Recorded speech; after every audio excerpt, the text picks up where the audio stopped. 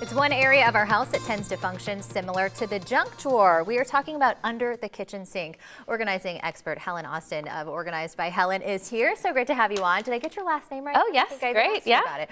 I was telling you during break, I just moved here 2 weeks ago, so I'm so glad you're here because, Helen, I need help getting organized. Awesome. Got some great tips for us today. We're going to start with something that's actually achievable. So a lot of times people bite off more than they can chew. So spring cleaning, start underneath your sink.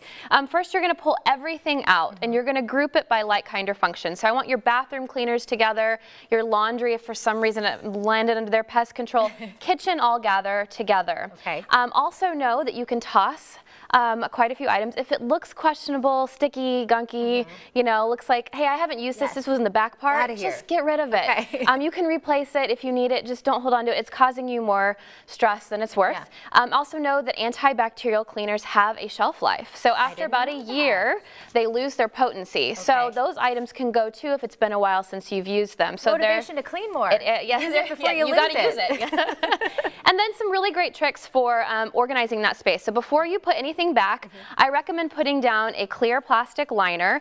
Do not do adhesive because that's going to leave you know, behind a residue. Plus, when you need to clean it, this can just be taken out and replaced. Really easy, helps keep that space clean. Great idea.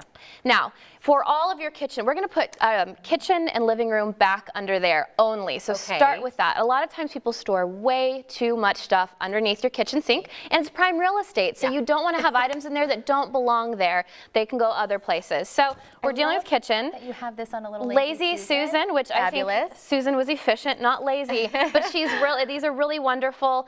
You want a large one for underneath the sink. And it has a slight lip on it too that helps anything from sliding off, but nothing too tall because that creates access issues. Large items are great for large Lazy Susans. So this works really well, and then you can get whatever you need as you go. All high frequency stuff goes here towards the front of your kitchen, underneath the kitchen sink. All right, moving on. Moving on, acrylic containers are great. Clear, always, I say clear is better. It's an extra vantage point, and it just looks really clean. So I've grouped a few, you know, if you're going to keep a few of the random stuff that don't belong in the bathroom, don't belong in your laundry room, those can go here, and we can kind of set that aside, you know, towards the back. Also, these containers are wonderful to store really light stuff.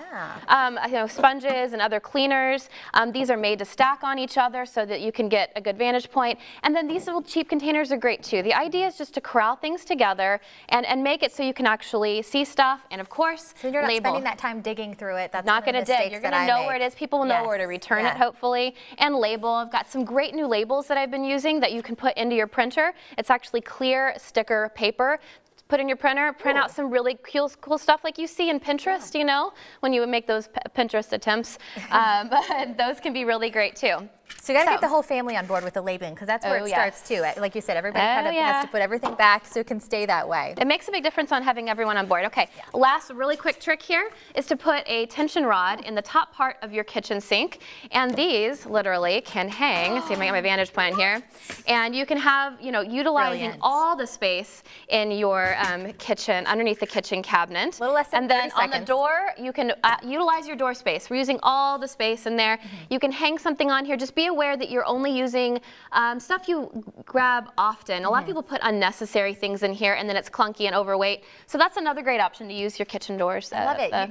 Cabinet doors as well. It's like, why didn't I think of that? That's what she does to us when she's here. I love all your tips. Great advice. Thank you. Let's get a little more organized. Spring is coming, right? Somewhere. It's somewhere out there. It's kind of like spring somewhere. Thanks, Helen. Thanks. For more from Organized by Helen, we'll have a link at kclive.tv later on today. We'll send it over to Joel.